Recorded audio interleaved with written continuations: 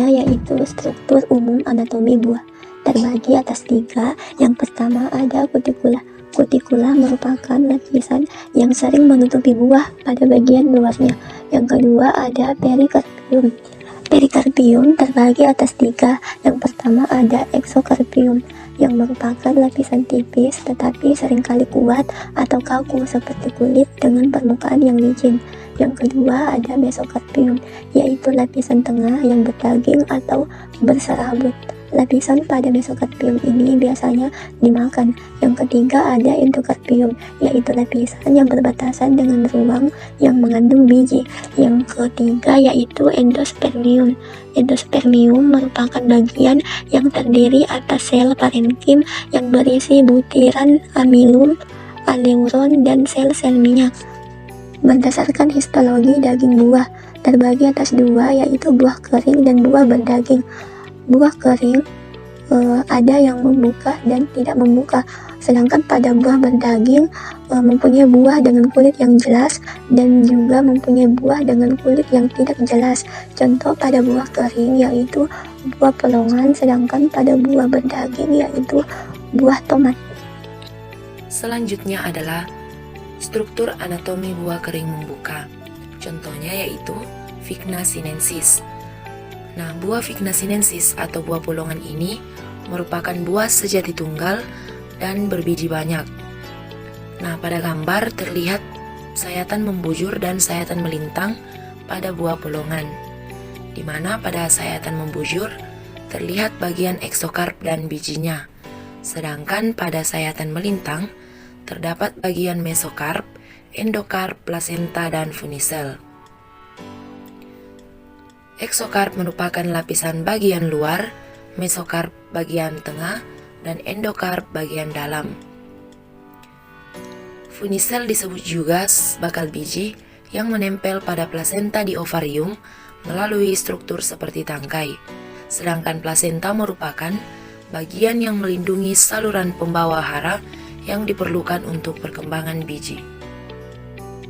Nah, selanjutnya yaitu buah kering tak membuka. Nah, kita bisa melihat pada gambar, ini adalah penampang melintang dari buah padi-padian atau Caryopsis pada gandum. Nah, kita bisa lihat lapisan luar terdiri dari perikarpium dan kulit biji.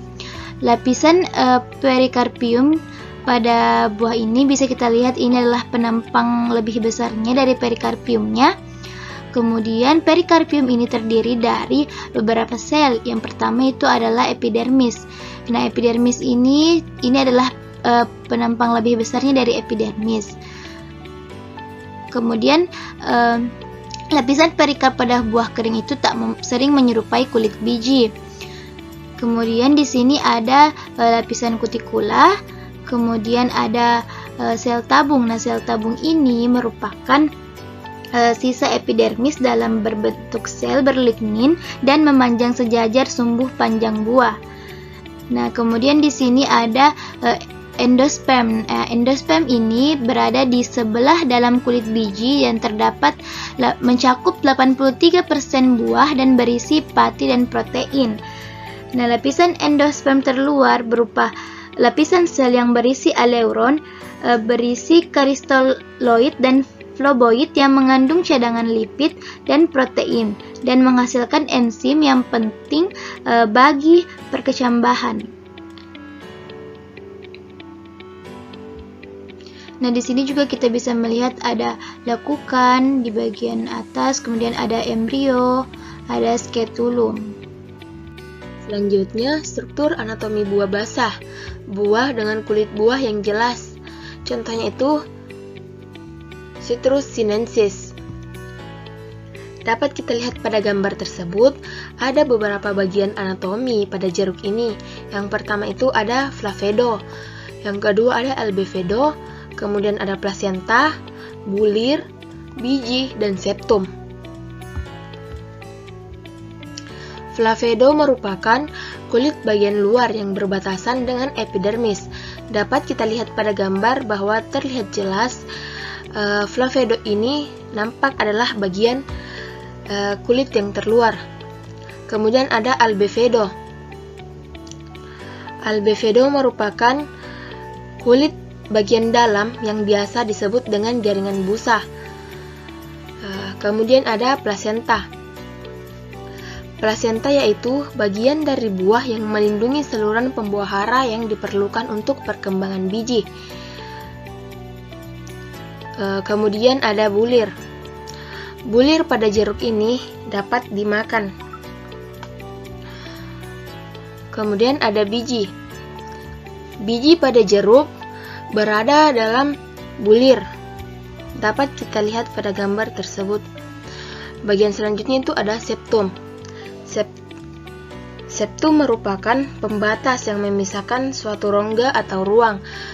Nah, tampak jelas di gambar bahwa terdapat garis-garis yang memisahkan bulir satu dengan bulir yang lainnya. Itulah yang dinamakan septum. Selanjutnya buah tanpa kulit jelas. Contoh buah tanpa kulit yang jelas adalah tomat, Lycopersicon esculentum. Jumlah karpel pada tomat adalah 2. Namun dalam varietas yang dibudidayakan biasanya berjumlah lebih. Bagian yang berdaging mencakup perikarp yang tebal serta berair dan dapat dibedakan 3 lapisan, yaitu eksokarp paling luar dan sering mengandung zat warna buah, mesokarp yaitu lapisan tengah yang cukup tebal, dan endokarp yaitu lapisan paling dalam. Di sebelah dalam buah yang perikarpnya berdaging ini dapat ditemukan sebutir atau sejumlah besar biji. Sekat atau pembatas antara ruang tempat melekatnya biji dan plasenta yang besar. Jenis plasentasinya aksilar, namun plasenta yang besar itu memenuhi ruang lokus. Jaringan plasenta juga memasuki ruang di antara bakal biji. Menjelang masak, jaringan plasenta berdegradasi serta bersifat lendir. Perubahan warna sewaktu proses pemasakan terjadi karena transformasi kloroplas menjadi kromoplas. Itulah tadi pemaparan materi mengenai struktur anatomi buah. Terima kasih telah menyaksikan video pembelajaran kami.